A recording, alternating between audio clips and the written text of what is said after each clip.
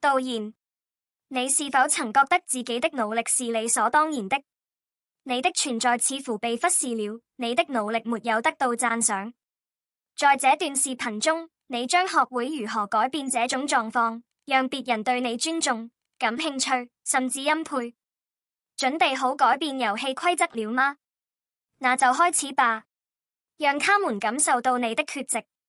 當你總是在人們身邊時，人們開始認為你是理所當然的。人們習慣了你的存在，習慣了你的幫助，習慣了你隨時準備提供支持。但如果你暫時離開，會發生什麼呢？如果你不再發起會議，不再在第一時間撰寫文章，不再為他人排憂解難，他們會發現你不見了，並開始更加欣賞你的存在。試着減少你的交流活動至少1周，看看他們的態度有怎麼變化。限制與自己的接觸。你有沒有注意到，越容易得到的東西越不被重視？這不僅適用於物，也適用於人。如果你總是保持聯繫，即時回復訊息，隨時準備見面，那麼你就會被認為是理所當然的。現在想象一下不同的情況，你忙於自己的生活，你不會立即回復，有時你會留下未回復的訊息。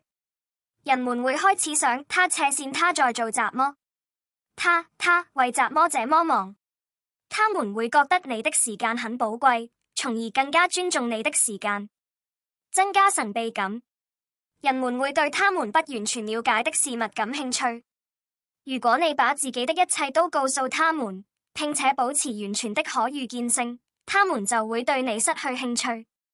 相反，要盡量讓問題具有開放性，不要一次性亮出所有底牌。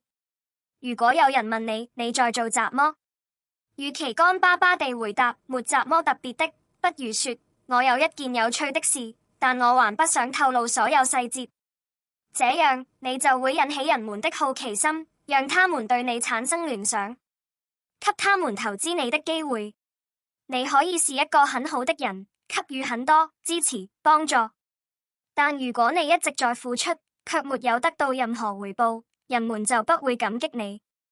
這符合一個簡單的心理學原理：我們對某事或某人投入越多，他對我們就越重要。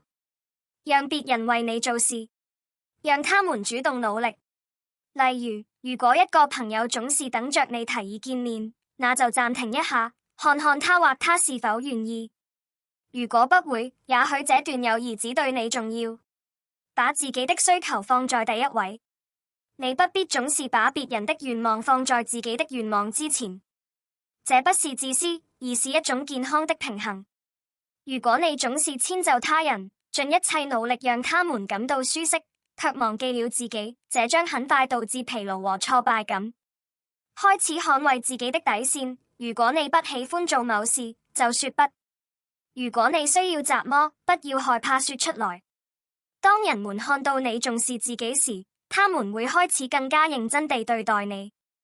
如果你喜歡這段視頻，請點讚、訂閱並與朋友分享。不要讓他們成為你生活的中心。當你把一個人捧上天，讓他成為你生活中最重要的一部分時，他就會感受到。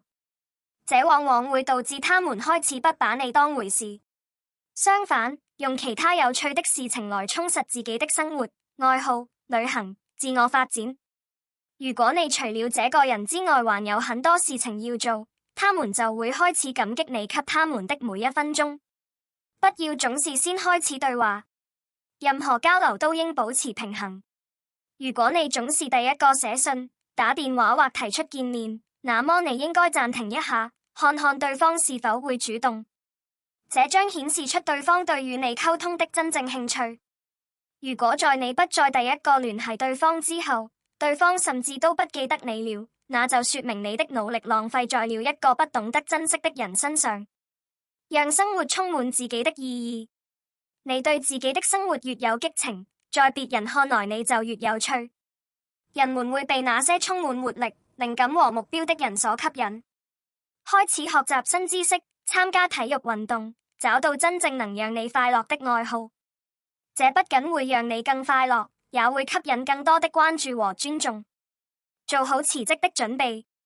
最重要的原則是不要抓住那些不重視你的人不放。如果在經歷了所有這些改變之後，你發現一切都沒有改變，你仍然被視為後備力量，你的時間和努力沒有得到尊重，那麼不要害怕離開這樣的人。有時，讓別人意識到你的價值的最好辦法就是離開。總結：你不必追逐別人，要求他們欣賞你。你的工作就是自立自強，自信滿滿，讓別人願意和你在一起。開始改變你對自己的感覺，你就會看到別人對你的感覺。